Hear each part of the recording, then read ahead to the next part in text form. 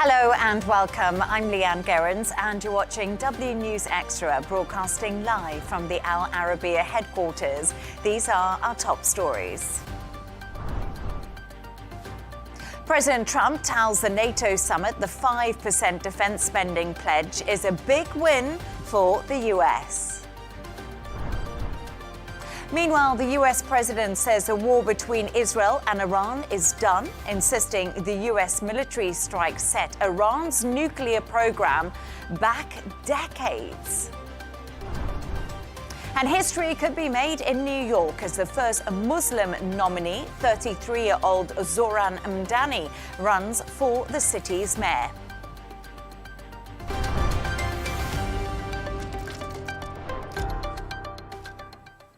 Now, NATO allies have confirmed their ironclad commitment to boost defense spending to 5% of GDP by 2035 on the summit's final day in The Hague.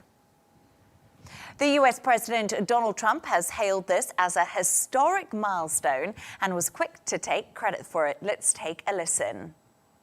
In a very historic milestone this week, the NATO allies committed to dramatically increase their defense spending to that 5% of GDP, something that no one really thought possible.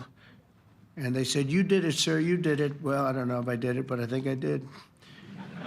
This will be known as the Hague Defense Commitment, which is pretty good, pretty appropriate.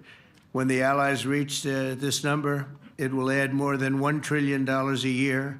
Think of that, $1 trillion per year to our common defense, and this is a monument really to victory, but it's a monumental win for the United States because we were carrying much more than our fair share. It was quite unfair, actually. To discuss this and all of today's stories, I'm joined by Wissam Keyrouz, Al Arabiya editor, and Dr. Elie Al Hindy, Professor of International Relations at the American University in the Emirates. A pleasure to have both of you on the show with me this evening.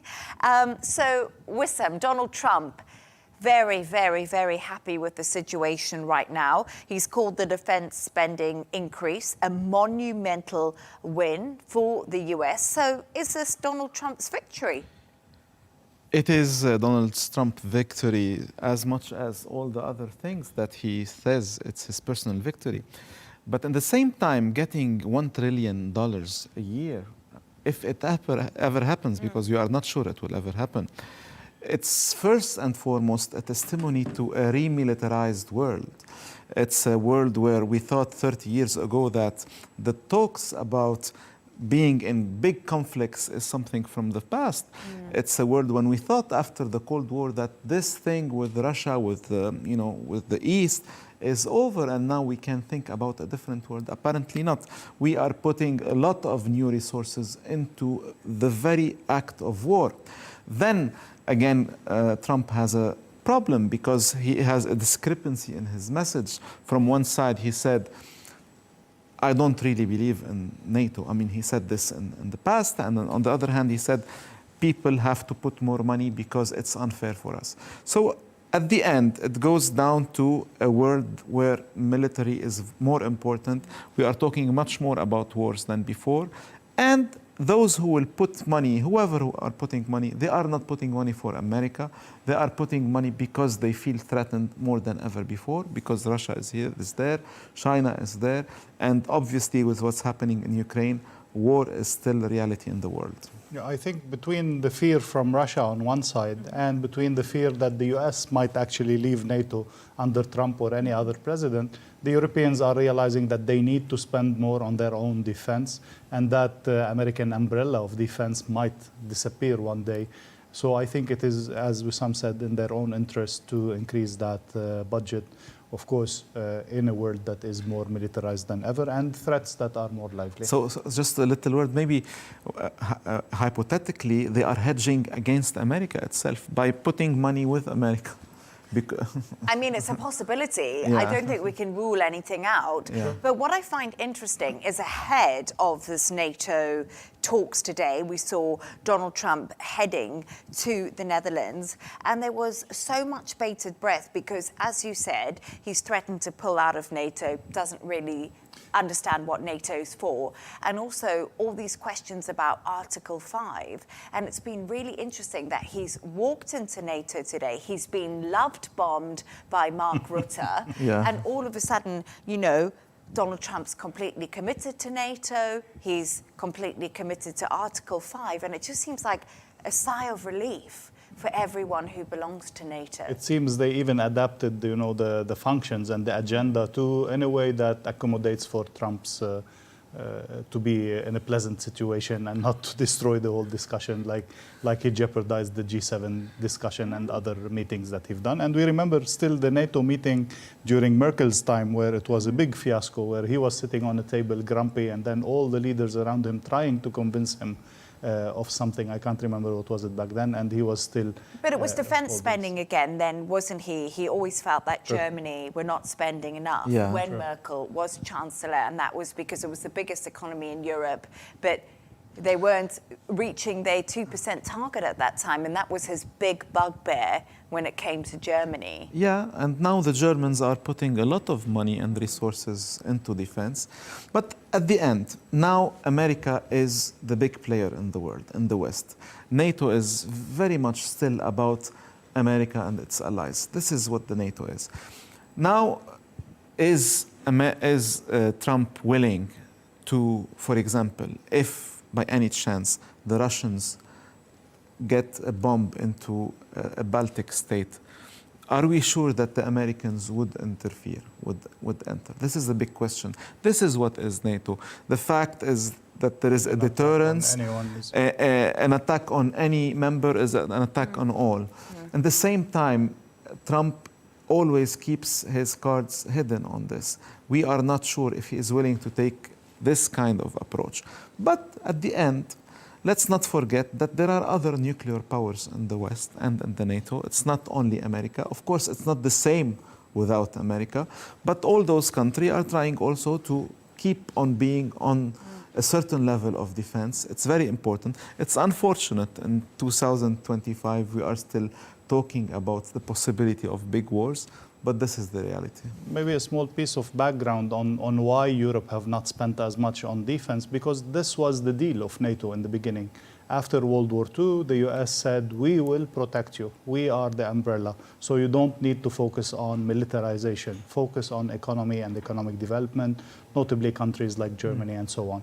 So there's a historical background a little bit about it, and it all connects back to that special relation that the US has with Western Europe initially and now all of Europe. Very interesting. That's something I've learned, Dr. Elie. Thank you so much. But let's bring it back to something today that caused an absolute stir. Everyone was talking about it on X and on social media, and it seems to grab all the headlines. We saw this exchange between Donald Trump and Mark Rutte, the General Secretary of NATO. Can we just remind ourselves about that? Just 1 second. They're not going to be fighting each other. They've had it. They've had a big fight, like two kids in a schoolyard. You know, they fight like hell. You can't stop them. Let them fight for about 2-3 minutes, then it's easier to stop them. And then Daddy has to sometimes do strong language. You have to use strong language. Every once in a while, you have to use a certain word. Well, there we are. He called Donald Trump Daddy. Hilarious. That was, I don't know. Hilarious. It just seems to be, it's almost like unbelievable. True. But sorry, go ahead. No, it has to do a lot about some kind of, let's say, hypocrisy. We know it's a psychological game. We know what Trump wants to hear, and we make him hear what he wants to hear. That big, Daddy comes in and he ends the fight. This is what he likes to hear, and he got it. Then, if it has positive outcome on the agenda, apparently it did. It did. It works. Now, again, we have to remember that Trump specifically, but also all American presidents, think of NATO as their tool to influence the world politics, especially in the military sense. So they always made sure that every head of NATO is very extremely close to the American Pentagon, no matter what his nationality is. And here with Trump also, his standard was any international organization, I will need it only if it serves my purposes. And I will pull out, or I'm willing to pull out, or I'm willing to stop spending on it if it doesn't serve my purposes. And here we see the person whose salary is 2/3 paid by the US, pleasing the salary payer anyway. So I think it's a normal dynamics. But then with Trump, it always had that But I just special approach. Yeah, and it's been so interesting seeing their relationship, because you remember Mark Rutte sent Donald Trump that text message that said, you're coming here on a high, you know, you've done so much to defense spending. And then Donald Trump literally posted that message online, the private message. It just seems, it's such a strange dynamic, isn't it? And at the same time, Mark Rutte, he praised Trump's action in Iran very clearly, in a very open way. But if we want to put all this in the historical context, let's not forget 1989, 1990, there was a sense in the world that, you know, the Iron Wall is falling. There is no need for Europe to be super militarized. The Americans, as Elie said, let's, you know, keep focused on growth, on making good numbers, economics. And all the Europeans, the big nations in Europe, they decided almost simultaneously, we are going to cut down on numbers, on our troops. Imagine the French military went down from 700,000 or 800,000 to 300,000. The whole system changed. So now what we are seeing is a reversal of this dynamic. And France is the furthest from the 5%. They're still at the 1.7. Yes, 1.6, yes. 1.7. It's the Germans who are pushing, and also the Baltic countries who are putting a lot of money. So will it ever reach 5%? We don't know. But Poland right now has been spending a lot of money on defense, if you have a look at the NATO countries. But obviously one of the biggest, but it's on that eastern flank, isn't it? And it shows it's on the front line, right? On the front line, yes. Same as the Baltic states. Exactly. The Baltic states and Poland really feel the pressure of Russia's threat. And they think they might be next after Ukraine, as simple as that. So that's why they're really pulling in their income and focusing on military defense strategies and equipment. The big question, I mean, you were mentioning that France is the further away from from the target. The big question, you are paying $1 trillion on military. Where are you getting your equipment? Where are you going to buy all this equipment? And apparently people like France themselves, they are seeing an occasion for this to sell weapons. And we had a very interesting post by the French president on X itself of a screenshot of a phone with Rafale calling for European defense. So they see it even as an occasion to sell weapons. And also we heard Starmer saying we are going to buy new fighters that can take on the tactical nuclear missiles. Yeah, the F-35 stealth jets to be able, because right now I think the UK's nuclear capabilities via submarine. So there's actually no air capability. The Trident. Which is also very old. You know, there's been a lot of criticism that they haven't invested enough to keep Trident up to date. So I wonder if that's something that they're going to now turn their focus to, and then to get these stealth jets in to be able to carry a nuclear warhead. Yeah, there's a big shift indeed. It's just so interesting because I still think that technology has to play a big part in this, because, you know, almost in Russia and Ukraine, the drone warfare has really been the lead in that, hasn't it? And so, you know, some of this defense going to be on cybersecurity, on the sort of new technology when it comes to drones? Definitely. And again, as Wissam said, we need to see where are we using this $1 trillion, where are we getting from, but also where are we going to use it, and how much tension is this going to create, whether with Russia, whether with China, and everywhere. And who is the enemy? Who is the enemy? Are we in a self-fulfilling prophecy, like of militarization and arms race again, putting us into challenges and new confrontation? And again, the most important field of Russia that led to the Ukraine conflict is NATO's expansions towards the east, right to the doorstep of Russia. Yeah, it goes in full circle, doesn't it? But thank you so much for your thoughts on that. Stay right there, because we're going to move on to a story that is absolutely related to this. President Trump has insisted Iran's nuclear program has been set back decades by US military strikes over the weekend. That's despite some skepticism about their success.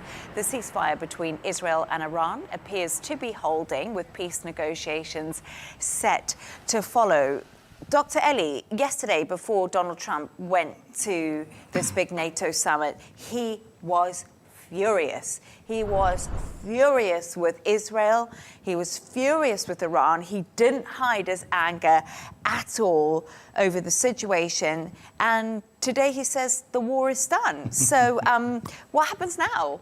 Well, first, let's see why is he now happy and changed, because they actually did what he asked them to do. There are talks even about Israeli jets even doing U-turn in the mid-air and going back to Israel while they were going to bomb, which could have led to escalation. So I think he did manage, give him that at least. He did manage to put a stop of hostilities. But then again, this is an end of that battle specifically.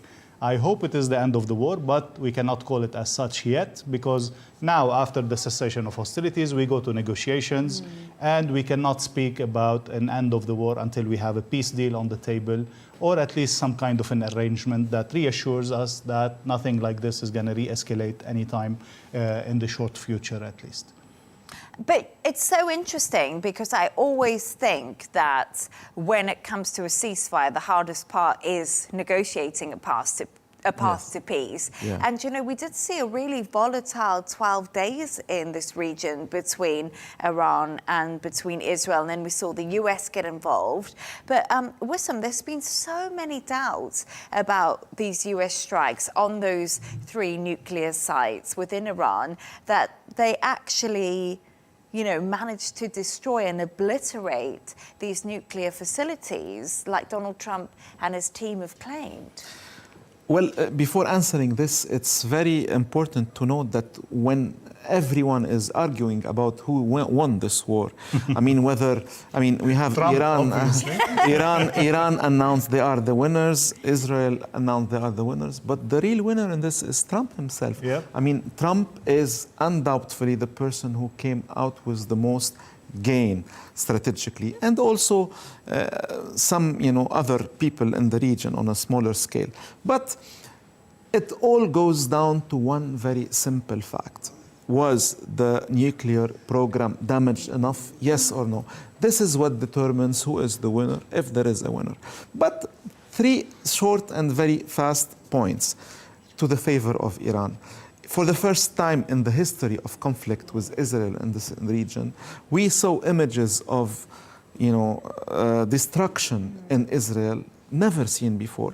For the first time, we see some images in Tel Aviv that somehow resembled images in Gaza. Second, if there was someone who put an end to this war, it wasn't Israel, it was the American intervention. So at the end, it's America who did the difference, and it's good enough for Iran. It's not Israel. And the third point, when this all was over, Trump came up as the daddy, as the referee between 2 child, fighting. And he said, God bless Iran, God bless Israel. And he was very straight and very strong with both of them, telling them this has to stop. So yes, Trump is a winner. I would argue... we already have the official nomination for the peace. Yes, through this, the Nobel Peace Prize. Yeah, you're... Somebody actually officially nominated I think him it was for that. Fox News. Yeah. If I can remember right. I think I read it. If I'm wrong, I'm so sorry. And at the end, maybe we come out with a lose-lose situation for the 2 main players. And, lose-lose situation because Iran, we cannot say that they didn't lose, they lost a lot. And also somehow, even though they want to claim otherwise, also the Israelis lost in many points because, at the end, America will sit with the Iranians and there has to be a political solution. Yeah. In the middle of the war, whenever we were, analyzing or discussing with different opportunities to discuss, we were saying that this is a war that nobody can win. How do you win this war? And it's a war that we don't know how it could end in that sense. And then it was, as Wissam said, the American intervention that actually put an end to it. But yet again, we teach our students diplomacy is the continuation of war by other means. Yes. So the war is still ongoing. We have to see what kind of an agreement will we have. And then the result of the agreement will tell us who actually won or not, even if Iran still has its nuclear stockpile, the 400 kilograms that we cannot the happen enriched to find. uranium that's kind of vanished. And So no we one have to knows see where it what's is. going to be the decision on that in the negotiation deal whenever that happens. So it's interesting because we were speaking about the US and a big win for the US in the situation. But this has split the MAGA base in America, like I think a lot of us haven't seen before. Some of Donald Trump's staunchest Republican people right by his side have disagreed with him getting involved in a war or a conflict that's so far away from America. People kind of thought, oh my gosh, it harks back to Iraq, reminders of that. It was a forever war, so I wonder. Even Vietnam.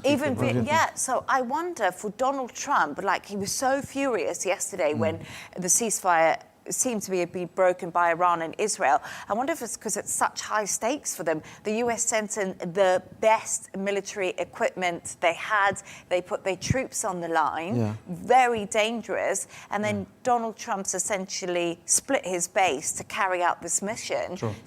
So there's a lot on the line here. Let's not forget that any other president, like Obama, George Bush, Ronald Reagan, they would have, in my opinion, intervened much earlier than in the 12th day. Second, for the first time in this MAGA base, there is this staunch idea that America has to be, isolated.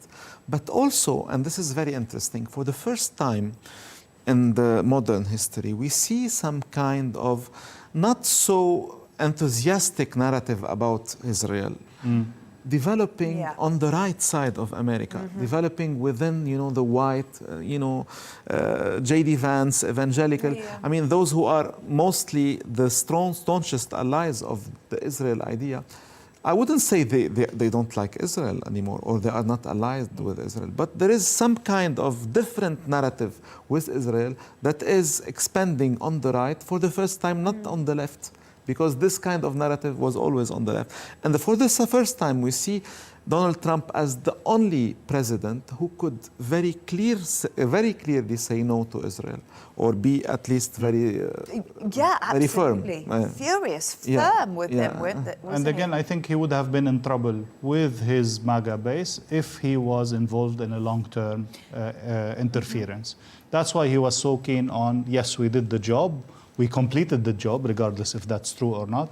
He was sure to pass this message, and that this intervention, this very punctual and very one-time intervention, led to the end of the war. This was his main concern. This is why he was so furious the day before. And again, because we know that for Iran to come to the negotiations, it is important to save face somehow. If they are completely, destroyed, or if they are completely humiliated, they will not come to a negotiation, and they could take the region to a crazy situation. And that's why the U.S. intervention, showing that, yes, we are fighting with the U.S., and now we're making peace with the U.S., would give Iran this kind of a situation. Trump said they got it out of their system. This was the Iranians. He was talking about that. And they shot on the basis, Yeah. I mean, everyone accepted, including Trump, that the Iranians wanted an exit.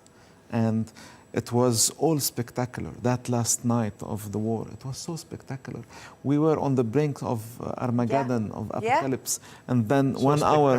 or so arranged. I mean, spectacularly it was arranged. Fascinating, wasn't it was fascinating. I agree. It was gripping. It was. We touched apocalypse, and then it was peace and love after 1 hour. No, it was absolutely wild, wasn't it? Because I remember being on air, and the night that I was on air, Iran attacked the US base in Qatar.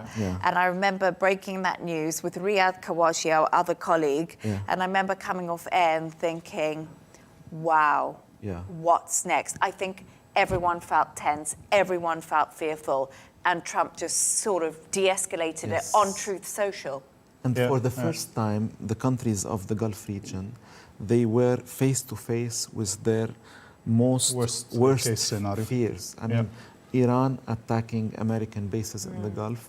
It happened. It was on a small scale. Many believe it was arranged. Yeah, I mean that's why Qatar and Iraq between brackets. It was the exit that they needed to end this. Exactly. The two countries that we are sure will not retaliate, or will not be offended enough to escalate. Yeah, no. If we are not to say that it was all pre-arranged, because they were informed, it seems that the Qatari government was informed that they will hit the bases. And I'm sure the Qataris informed the Americans, and then Trump said the Americans knew also. I mean, so everybody was happy. So it was after almost that, like a symbolic response. Exactly, to save face. Let's call it a ballistic choreography. But I agree with you. Those sort of days towards the end, it was such an interesting time. Thank you so much for your thoughts on that. And now we're going to move to a completely different story, and we're going to New York, where 33-year-old man, state assemblyman and Democrat Zohran Mamdani could become the next New York City mayor. If successful, he will make history, becoming the first Muslim and first Indian American nominee. Dr. Elie, this is absolutely fascinating, this story. What's his background? What more do we know about Mamdani? And is he going to become the next New York mayor? How many rounds do we have to go from here? Is he going to become the next mayor? Probably yes. Let's talk about his background. I don't know which is a bigger slogan for this guy. Is it the fact that he is the first Indian American, the first one who was born in Uganda, Africa, as he was? Is it the first socialist mayor of New York, because he's openly socialist? Or is it the youngest New York mayor? Or the first Muslim? Or the first Muslim, of course. So I think it's the combination of all these factors that made him such an exceptional candidate, and that is, making waves all around. Now, about the election, he got the Democratic nomination, and usually it is almost a given that the Democratic candidate wins the mayorship of New York, because they have the biggest base by far. So even they have to have another election, do they? Now it was the internal election of the Democratic Party to choose a nominee. Yes. Like the primary. And then the primary, exactly. Yeah. And then the candidate is going to go against other candidates. I think we have an independent candidate who is the current mayor. And then probably there will be a Republican candidate. But again, it is almost guaranteed that New York will vote for a Democrat. Now, keeping in mind, we have two key components of the New York society that are going to be a bit challenged by this nomination. First, the Italian community, the historical base of the New York Catholics and Italian immigrants, which again was much closer to Cuomo, the other candidate, who is the previous governor of New York, but also the Jewish community, with Mamdani having some really anti-Israeli and using the G word, the genocide word, against Israel in the war in Gaza. The Jewish community, we have to remember, it is the biggest Jewish community in the world, even more than Tel Aviv. If we count the city itself, there are more Jews in New York. And they are mostly Democrats. We're talking about 1.3 million people. And again, add to that the Italians, both of them, I don't think they're going to be very happy with his candidacy. So we're going to see whether he's going to pull it anyway. And this would show a lot of how the demographics of New York have changed with new migration in comparison to the very old establishment. And I think that's really interesting, because when I was reading a little bit about it earlier, because it's something that sort of came as a surprise, because I think everyone thought Andrew Cuomo would sort of clean the table. He's old school, and this was a massive and he was upset. Governor. And he was governor. He was governor, and he's the brother of a very famous CNN anchor. No longer. Ex. But it was a huge upset. And I just think what's so interesting is the fact that apparently his voter base was very young, because Exactly. the issue of Gaza is actually quite a hot topic in New York at the moment. So that's also why he gained a lot of support. So you're right, we could see the demographic of politics changing in New York. But as we talked about, New York has been Democratic for almost 4 decades, longer than I've been alive, I'd like to say. Mamdani could become the party's new president. Everyone knows. But I mean, could he ever run for presidency, or is that just way out of the picture? I mean, if we stick to the Constitution, he can, because he is not born in the U.S. But if Trump can, float the idea of coming for a third term, so why not someone who was born outside? And then you will think of other people as well, like Elon Musk or other people who are, more brilliant in the political scene. But at the same time, this all takes us to a very serious question. Where is the Democratic Party in America heading? Okay, we know very clearly where the Republicans are heading. Yeah. It's MAGA all the way, MAGA everywhere. It's the empty shell that was completely submerged and taken over by Trump and his movement and MAGA. But the question goes to the Democrats. Where are they heading?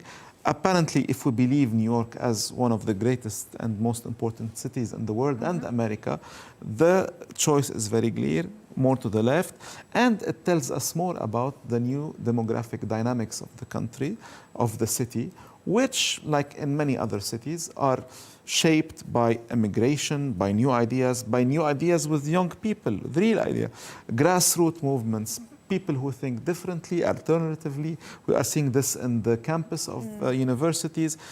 A lot is happening, and a person like this person is embodying this change. And now I believe that this will be more beneficial to the people on the right, for people in the MAGA. I think that they will benefit from this as to push more on the right. I agree. I think the Democrats had a choice to correct course and become centrist again, focusing on the main issues that could get them more from the voting base, or to go back to what at least Bernie Sanders says are the foundations of the Democratic Party, the socialist foundations of the Democratic Party, the party of the poor, the party of the workers, and so on. It seems he actually got AOC and Sanders' support in his candidacy, so it clearly shows that he is from that side of the Democratic Party. We have to see if this is going to be a wave. I do agree with Wissam that I don't think this will serve them on the presidential level. It might serve them on the midterm elections with specific situations, specific cities and states in that sense. But again, the whole dynamics of the US politics is shifting, and this is where we're seeing the old establishment, be it right or left, against the very young generation, the new migrants and so on. And this is what makes Trump's call to recapture the US or to save the US resonate among the white Americans. And on a more broader scale, let's say, we see how these great cities are being turned into the laboratory of what the future can be. We can see all these people melting in great cities like New York, like London. And this is where we are seeing the rise of unexpected stars, like this person specifically, or the mayor of London, or in many other cities around the world, where there is this new globalization of people, of ideas happening. It is hurting for many. It is the enemy for many. For the people like in the MAGA movement, these are the people that are fighting. But it is happening. Who can change how the world is happening? Some are trying, like Trump, but we'll see who will win. It's fascinating. Bernie Sanders was actually on Joe Rogan recently, and I thought his interview was really... That would have been an interesting conversation. It was an interesting conversation, yeah, absolutely. Maybe one more word about his campaign? Yes, yeah, definitely. Dr. Elie, take it away. No, I just wanted to say that I think an important factor also about his campaigning was an important also element why people voted for him. It seems in comparison to Cuomo, he was much more, people's person. He was in the streets. He was everywhere. He was interviewed. Grassroots. He was very grassroots. And look at the main campaign slogans: free buses, rent freeze, grocery stores that are owned by the city and offer cheaper prices, and then also more union housing as much as possible, as much as tripling the union housing in a city like New York. So this is definitely taking it left, solid left.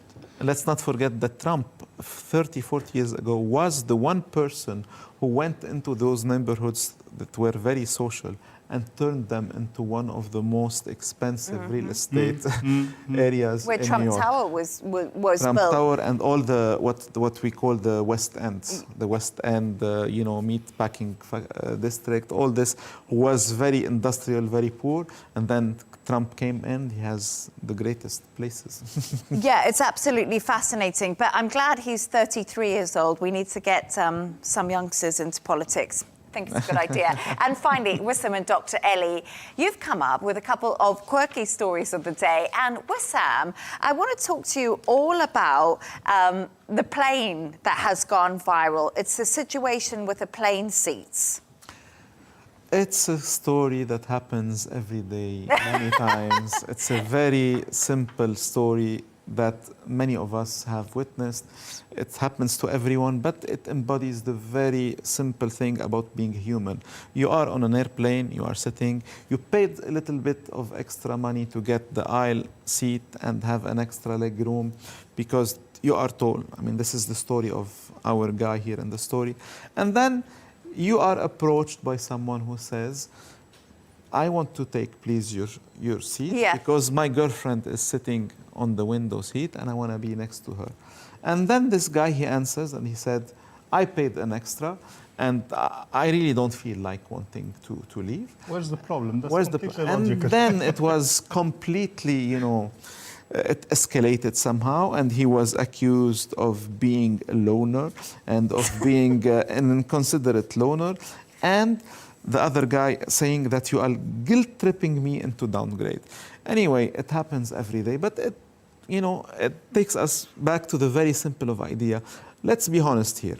Many of us would give him, but it all depends on, how you feel for that person. So would you leave your seat, Leigh-Ann? Yes, I was thinking about this because I have been asked this a few times on a plane, but I'm so disorganized. You won't believe it, if I'm flying somewhere, it's like, oh my God, just get on the plane. As long as there's a seat, I'll sit anywhere. I'm one of those people, not fussy. As long as I'm there and I'm going to be there on time, I'm fine. So normally if someone asks me to move, I'm like, of course, because whatever, I don't even know where I'm sitting, so it doesn't bother me. But maybe if I'd actually got myself organized and had paid for extra leg room, I might be like, I'm so sorry, I paid for extra leg room. So it's that difficult one.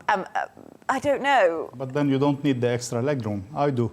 Yeah, so that's if true. somebody asked me and I actually paid for that, I doubt that I would maybe if change. it was Dr. Elie who asked me, I'd be like, because it does come down to that core about how you feel about that person. It's that immediate 30 seconds. Even though I see you, Leigh-Ann, always in business class. This is how I imagine you. You know what? Wissam said this wouldn't be a problem for him because he's a man of the people. He only gets business class. I've only ever been in business class once, and it's because it was a corporate flight. But anyway. He's trying to ignore the subject. It has to do a lot about likability. I have read about what happens in interviews, in job interviews. When the people who is doing the interview, he is interviewing someone, and if he likes him, he will make sure he will give him much more, questions that help him to make it. This likability thing is so human. You see someone, you like him or you don't like him. And if you like him, you want to give him the best shot. Absolutely. And basically you like him mostly because he is beautiful, he's attractive, or he has some kind of vibe that connected with you. Usually I have a very fat first impression of people, so...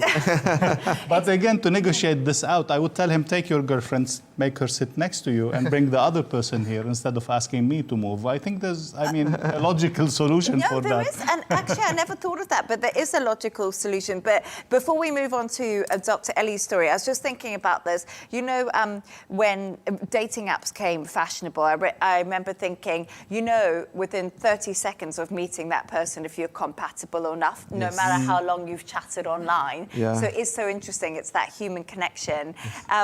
Dr. Elie, this is absolutely insane. A breakfast of the future could contain bugs and fungus.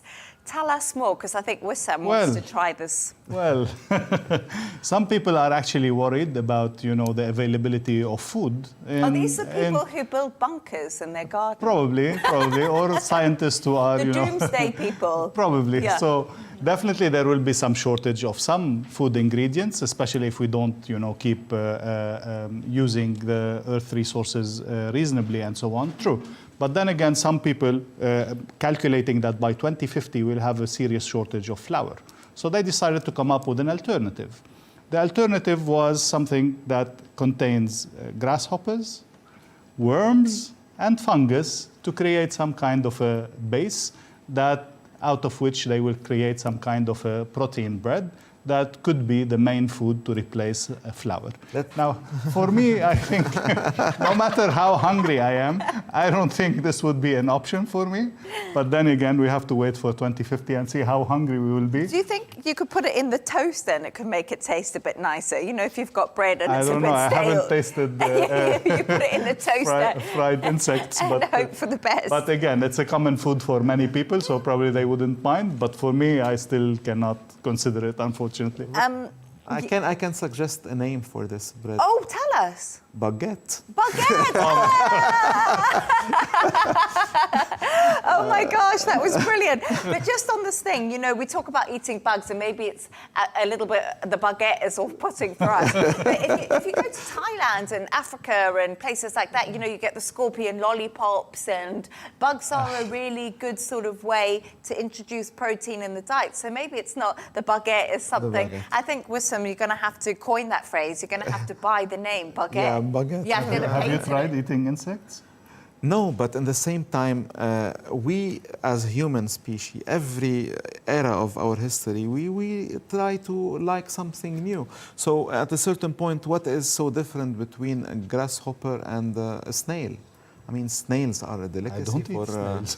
Well, I eat snails. Oh, and I eat frogs. Oh, okay.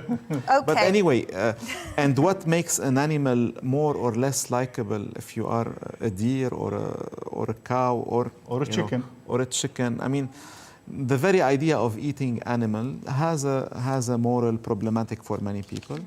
But at the end, eating bugs is very, very feasible and very logical from a pure economic point of view.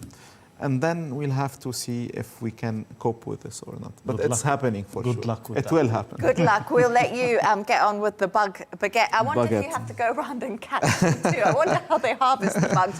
But that was such an interesting conversation. And I love having you both on the show together. Thank you. It's always wonderful. Thank you so much. So thanks to today's guests, Wissam Keyrouz, Al Arabiya editor, and Dr. Elie Al Hindy, Professor of International Relations at the American University in the Emirates.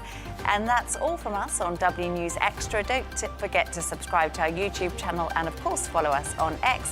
GNT with Tom Burgess-Watson is coming up next. Goodbye and thank you.